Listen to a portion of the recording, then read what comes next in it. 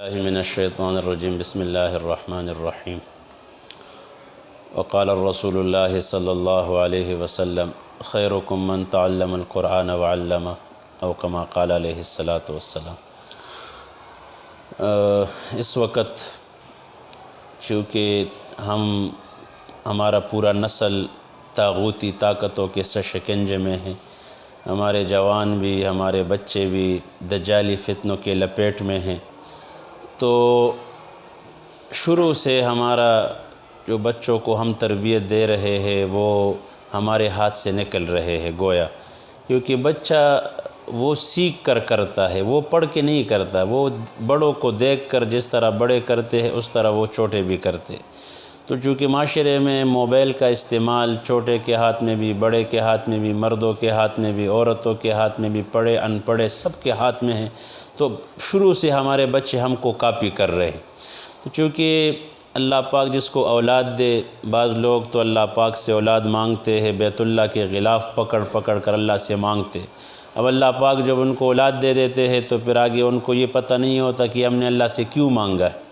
تو یہ اللہ پاک کی ایک نعمت ہے۔ قرآن میں اس کو اللہ پاک نے آزمائش بھی کہا ہے، انما اموالکم و اولادکم فتنہ، تمہارے مال تمہارے اولاد تمہارے لیے فتنہ ہے، یعنی آزمائش ہے۔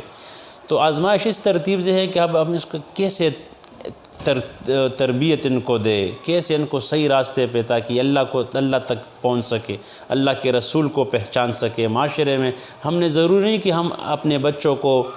عالم بنائے، حافظ بنائے، مفتی بنائے، بے شک بنائے، لیکن اگر ایک ڈاکٹر بھی ہم نے معاشرے کو دینا ہو، ایک انجینئر بھی دینا ہو اور ایک ٹیچر بھی دینا ہو، تو بھی ہم نے معاشرے کو صحیح ڈاکٹر دینا ہے، صحیح انجینئر دینا ہے، صحیح عالم اور صحیح حافظ اور صحیح معاشرے کو چلانے والا، تاکہ معاشرے کو صحیح لوگ مل جائے۔ اس کے لیے والدین کا اس میں بڑا رول ہے۔ تو والدین کو درخواست ہے کہ وہ اپنے بچوں کے ہاتھوں سے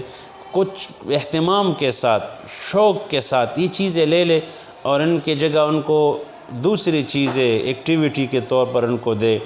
تو ہمارے گھر میں بھی برکات ہوں گے، ہمارے بچے بھی صحیح ترتیب پہ آئیں گے، ورنہ یہ ہمارا نسل ہمارے ہاتھوں سے نکل گیا ہے۔ اب بیٹے ہمارے ساتھ ہوتے، ان کا روح کسی اور جگہ ہوتا، ان کے دل و دماغ کسی اور جگہ ہوتے۔ تو اس لیے اپنے بچوں کو قرآن کی تعلیم دو، اخلاق ان کو سکھاؤ، ان کو چھوٹے بڑے کا تمیز سکھاؤ، ان کو حلال حرام سکھاؤ، ان کو وقت دو، اپنی اولاد کو وقت دو، اکرام کرو۔ حدیث میں آتا ہے اکرموا اولادکم، اپنی اولادوں کی اکرام کرو، محبت دو، یہ محبت تمہیں یہ بڑھاپے میں واپس کر دے گا، یہ وقت بڑھاپے میں تم کو واپس کر دے گا۔ اور اگر اسی طرح یہ آج کل ہم نے آزاد چھوڑ دیا تو پھر یہ ہمارے نہیں ہے اور ہم ان کے نہیں ہوں گے۔ تو اللہ سبحانہ و تعالی ہمیں توفیق دے کہ ہم اپنے بچوں کو ٹائم دیں، ان کی تربیت کا فکر کرے، ان کو قرآن کے ساتھ منسلک رکھے، ان کو تربیت کے حوالے سے اپنے بڑوں کے ساتھ منسلک رکھے۔ انشاءاللہ آئندہ زمانے میں یہ ہمارے کام آئیں گے، ان سے ہمیں بہت فائدہ ہوگا۔